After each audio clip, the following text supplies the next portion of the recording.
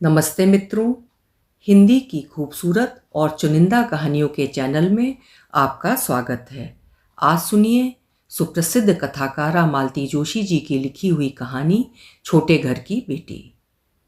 मालती जोशी जी प्रमुख रूप से पारिवारिक परिवेश से जुड़ी कथाकार हैं।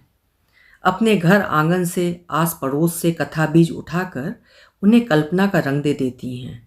इसीलिए उनकी सारी कहानियाँ परिवार के इर्द गिर्द ही घूमती हैं। सरल भाषा, मनोरम शैली और मनोवैज्ञानिक मधुर स्पर्श और पारिवारिक संबंधों की मृदुल संवेदनशीलता उनकी रचनाओं का मुख्य गुण है। तो चलिए आज सुनते हैं उनकी कहानी छोटे घर की बेटी। डिनर के बाद हम सब हॉल में बैठकर गपशप कर रहे थे कि तभी गेट खड़का। आदत के अनुसार मैं चौकन्नी हो गई तो सुनील ने कहा, कपिल होगा। दूसरे एक क्षण स्कूटर की आवाज़ से उसकी पुष्टि भी हो गई। अब मैं प्रकृतस्थ होकर बैठ गई। जानती थी नेहा स्कूटर की आवाज़ पर कान दिए बैठी होगी, घंटी बजने की प्रतीक्षा नहीं करेगी, तुरंत दौड़ी चली आएगी और दरवाज़ा खोल देगी। फिर दोनों पैसेज में गुम हो जाएंगे। मुझे आए 4 दिन हो चले हैं। कपिल की शक्ल बस सुबह एक बार दिखाई देती है, जब वो दुकान जाने से पहले माँ के कमरे में झांक कर कहता है, माँ निकल रहा हूँ। आजकल मैं यहाँ हूँ तो मुझसे भी टाटा कर लेता है। इसीलिए बड़ा आश्चर्य हुआ जब देखा कि वो हॉल के दरवाजे पर खड़ा हुआ है। सबकी नज़रें उस ओर घूम गईं। वो झिझकता सा भीतर चला आया और बोला, आप सब यहाँ हैं तो एक बात कहनी थी। बोलो, बड़े भैया ने अपने खास अंदाज में कहा। दुकान के ऊपर वाले फ्लैट में गोयल साहब रहते हैं। पता है, सुनील बोला। वे घर छोड़ रहे हैं, उसने हकलाते हुए कहा। तो दोनों भाइयों ने जैसे एक साथ तोप दाग दी। मुझे बड़ा बुरा लगा। हम सब आराम से बैठे हुए थे, वो बेचारा कटघरे में जैसे आरोपी की तरह खड़ा था और नर्वस हुआ जा रहा था। मैंने कहा, कपिल यहाँ आ जाओ, मेरे पास बैठो। वो संकोच से भरकर मेरे पास आया। मैंने माँ को जरा सरकने के लिए कहा और उसे अपने पास बैठा लिया। अब आराम से बैठो और इत्मीनान से बताओ जो कहना है। मेरे आश्वासक स्पर्श से या कि स्वर से उसे थोड़ी हिम्मत बंधी। इस बार उसने अत्यंत सधी आवाज में कहा, गोयल साहब घर छोड़ रहे हैं। वो तो तुम बता चुके हो, बड़े भैया बोले। मैं उस घर में शिफ्ट हो रहा हूँ। होना चाहता हूँ वगैरह कुछ नहीं, डायरेक्ट हो रहा हूँ। वेरी स्मार्ट, सुनील ने व्यंग किया। ये इसका दिमाग नहीं है, बड़ी भाभी बोली। भाभी, मैं कुछ कहने को हुई तो कपिल ने मुझे रोक दिया। दीदी भाभी ठीक कह रही हैं, ये मेरा दिमाग नहीं है। मेरे पास तो दिमाग है ही नहीं, सभी जानते हैं। सब लोग स्तब्ध रह गए। कपिल इतनी बड़ी बात कह जाएगा किसी ने कल्पना नहीं की होगी। वो एक सांस में इतनी बड़ी बात बोल गया, यही आश्चर्य था। फिर जो कुछ उसने कहा वो तो अचंभित कर देने वाला था। मुझे आशंका हुई कहीं दोनों भाई फिर कुछ कठोर शब्द ना कह दें, इसलिए मैंने कहा, जाओ बेटा अब खाना खा लो, नेहा प्रतीक्षा कर रही है। वो उठ खड़ा हुआ, बोला, आप सब लोग यहाँ एक साथ मिल गए, इसलिए सोचा कि सबको एक साथ ही बता दूं, और वो भीतर चला गया। इस बात की प्रतिक्रिया तो होनी ही थी और हुई भी। सबसे पहली प्रतिक्रिया माँ ने दर्ज की। बोली, छोटी के भी पर निकल आए हैं। मैंने सोचा था गरीब घर की लड़की है, चुपचाप पड़ी रहेगी। क्यों माँ, गरीब घर की लड़कियों का क्या दिल नहीं होता, दिमाग नहीं होता? इसका दिमाग तो तुम्हारे बाबूजी ने खराब किया हुआ है। अच्छी भली 12वीं पास थी, ट्यूशन लगवा कर उसे बीए करवा दिया। बने रहते तो बीएड भी करवा देते तो अच्छा होता ना, मैंने कहा। बाबूजी दूर के सोचने वाले व्यक्ति थे, जानते थे आजकल एक की कमाई से गुजारा नहीं होता। बीएड हो जाती तो कहीं भी टीचर बन जाती। और बच्चे को कौन संभालता? विभा ने मुंह बिचका कर कहा। परिवार बढ़ाने से पहले आदमी को 100 बार अपनी औकात के बारे में सोचना चाहिए। सुनील ने पत्नी की बात को आगे बढ़ाया। इतने बड़े घर में एक बच्चा नहीं पल सकता? मैंने पलटवार किया। तुम्हें इतना दर्द क्यों हो रहा है? सुनील ने कहा। यही खोजबीन कर अपने भाई के लिए हीरा लाई है ना? बड़ी भाभी ने ताना मारा। हाँ, मैं ही लाई हूँ, माँ के कहने पर लाई हूँ और इस आश्वासन के साथ लाई हूँ कि उसे यहाँ कोई तकलीफ नहीं होगी। तो क्या तकलीफ है उसे, क्या दुख है? भाभी बोली। कुछ तो होगा, तभी तो ये महल छोड़कर उस दड़बे में जाना चाहती है। छोटे लोगों की सोच भी छोटी होती है, विभा बोली। विभा, सुख की संकल्पना सबकी एक सी नहीं होती। बड़े भैया एकदम उठ खड़े हो गए। इट्स टाइम टू से good night, good night everybody. और मजलिस बर्खास्त हो गई। कमरे में जाते ही मैंने माँ से कहा, माँ, बाबूजी को गए मुश्किल से 5 महीने हुए हैं। तुम्हारी बहुओं की जबानें बड़ी लंबी निकल आई हैं। तुम कुछ कहती क्यों नहीं? अरे कुछ भी कहने को जाती हूँ तो सुशील और सुनील मुझ पर चढ़ बैठते हैं कि उसकी शादी करवाने की क्या ज़रूरत थी, परिवार संभालने की अकल भी है उसमें। तुम भी तो उनमें शामिल हो जाती हो, छोटी को क्यों कोस रही थी? देख, वो दुकान और फ्लैट तेरे बाबूजी ने कपिल के नाम कर दिए थे। फ्लैट का किराया उसके ही खाते में जाता था ताकि उसका हाथ खर्च चलता रहे।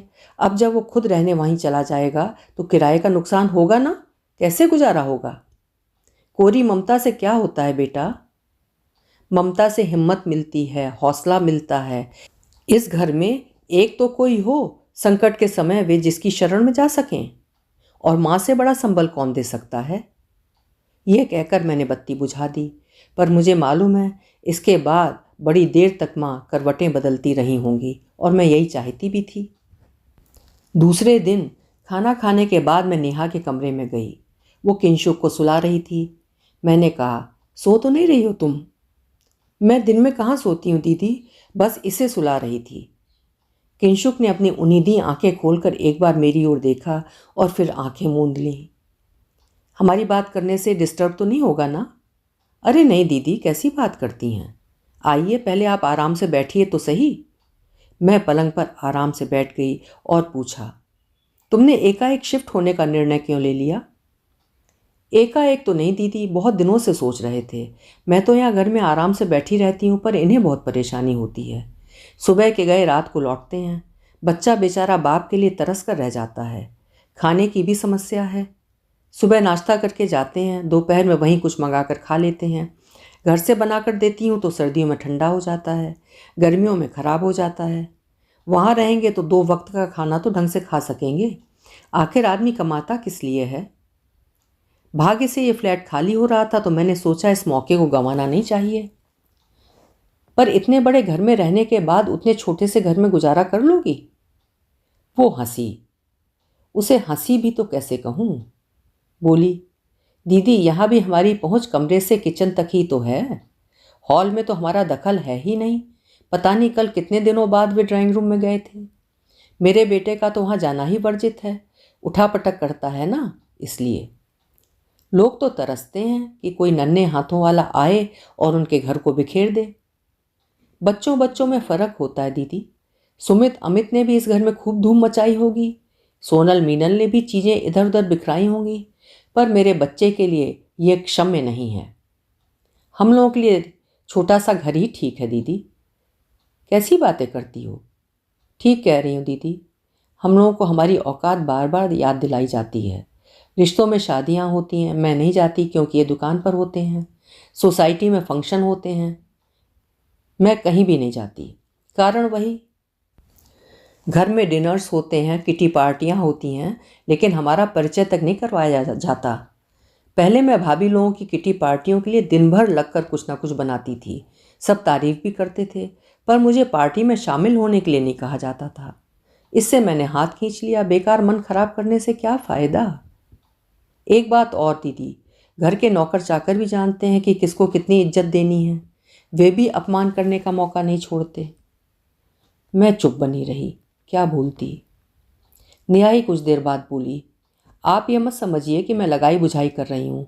आपने इतना प्यार जताया है इसलिए कहने का मन हो रहा है।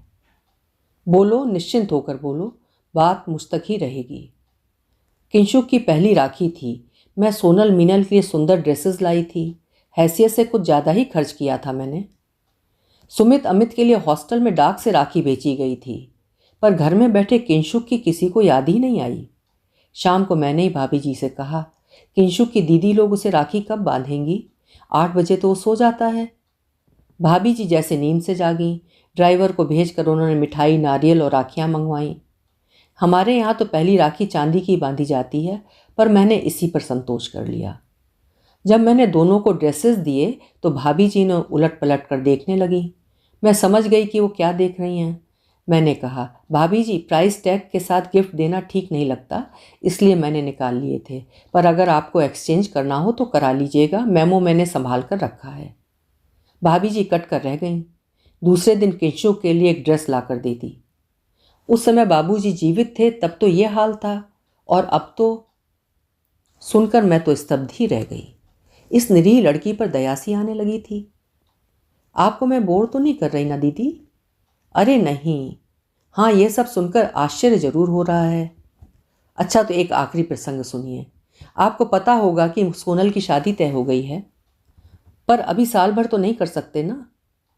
हाँ, लेकिन ये घर देखने के लिए और बाकी बातें तय करने के लिए वे लोग पिछले महीने यहाँ आए थे।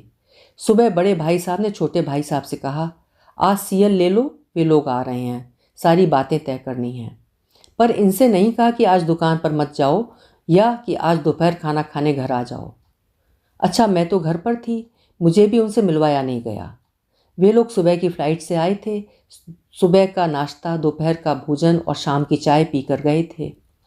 माँ जी की आज्ञा से मैं पूरा दिन किचन में खट रही थी। शाम को वे पूरा घर देखने के लिए माँ जी के साथ भीतर आए। मैं किंशुक को लेकर आंगन में बैठी थी। वे आईं तो मैंने झुककर प्रणाम किया। माँ जी ने बताया, ये छोटी बहू है। छोटी बहू? तो बाहर मिलवाया था, वे कौन है? वो मंजली है। तो आपके 3 बेटे हैं? हमें तो पता ही नहीं था। उस दिन मेरे आत्मसम्मान को गहरी चोट लगी थी। सोच लिया था अब यहाँ नहीं रहूंगी। फ्लैट तो भाग्य से खाली हो गया है। मैंने तय कर लिया था, दुकान के पीछे एक कमरा, छोटी सी रसोई और टॉयलेट है, मैं उसी में गुजारा कर लूँगी। पर अब यहाँ नहीं रहूँगी। कल को मेरा बेटा बड़ा होगा तो 100 प्रश्न पूछेगा।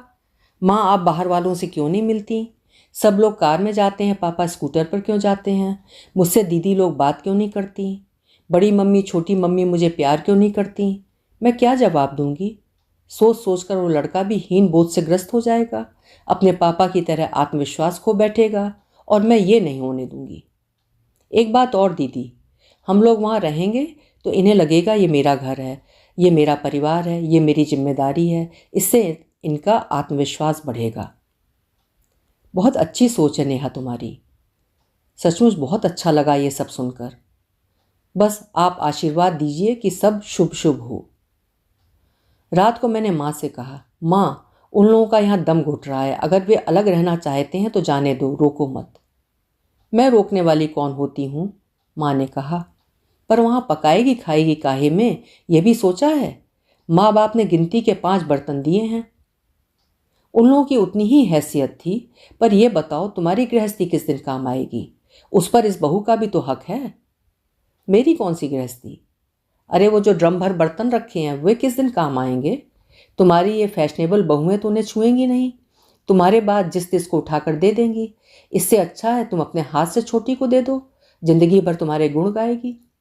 तुम्हारी 2 परातों और 4 पतीलों से तो उसका पूरा घर सज जाएगा। पीतल क्या भाव चल रहा है जानती हो? और फिर यही तय हुआ। सुबह मैंने बड़े भैया से कहा, भैया दोपहर में ज़रा गाड़ी भेज देना, मुझे शॉपिंग करनी है थोड़ी। जानती थी भैया मुझे मना नहीं करेंगे।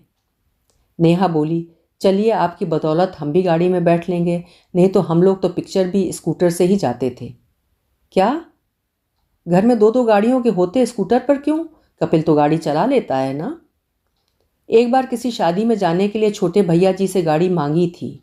उन्होंने इतनी नसीहतें, इतनी हिदायतें दी थीं कि मन खराब हो गया, तब से कान पकड़ लिए। छुटकू को माँ को सौंप कर हम लोग निकल पड़े। सामान उठाने के लिए गणपत को साथ ले लिया। चलने से पहले नेहा ने जताया, दीदी गाड़ी में सिर्फ मौसम की बातें करना, ये ड्राइवर भैया भाभी जी का जासूस है, एक एक बात पहुंचाते हैं। मेरा अंदाज बिल्कुल सही था। हम लोग माँ के आधे ही बर्तन ले गए थे, उसमें नेहा की पूरी रसोई सज गई। कुछ क्रॉकरी मैंने अपनी ओर से लेकर दी।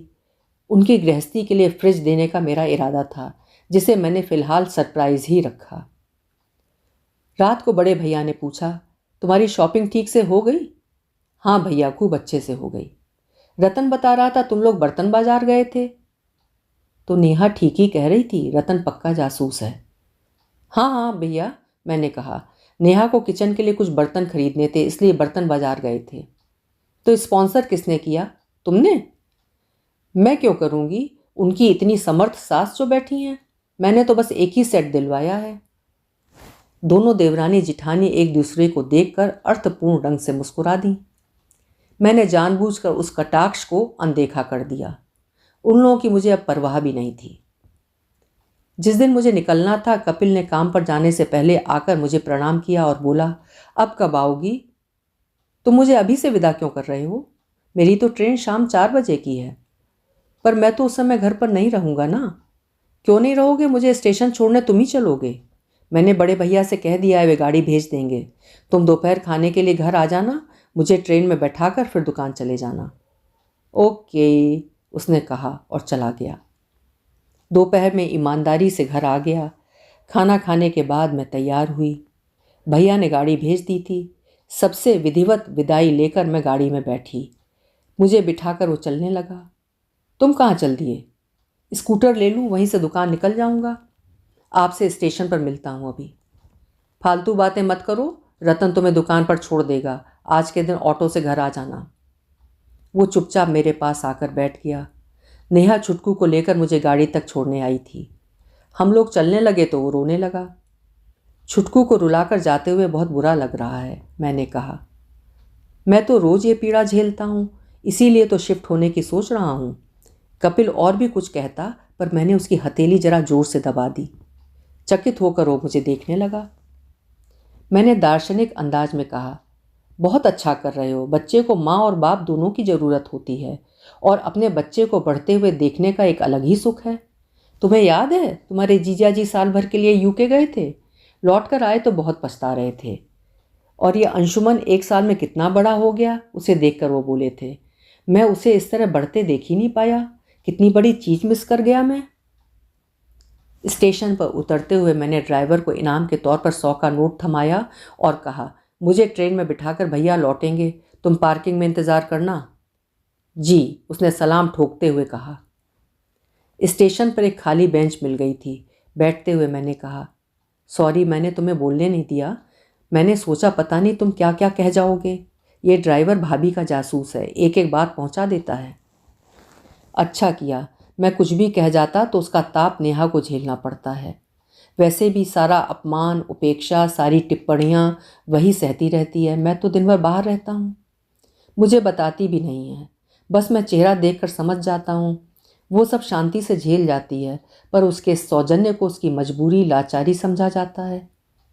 बहुत प्यारी लड़की है नेहा, उसका ध्यान रखना। उसी के लिए तो ये जतन कर रहा हूँ। बस माँ की चिंता है। बाबूजी के जाने के बाद इसी ने माँ को संभाला है। बाकी लोगों को पार्लर और किटी पार्टियों से ही फुर्सत नहीं है। तभी गाड़ी आने की सूचना प्रसारित हुई। उसने उठकर मेरे पैर छूते हुए कहा, अब कब आ रही हो?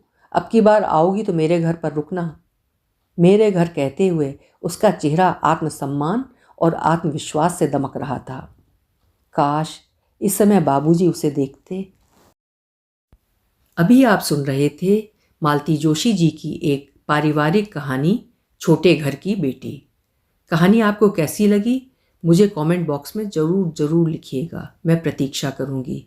फिर मिलेंगे। आपका समय शुभ हो, मंगलमय हो।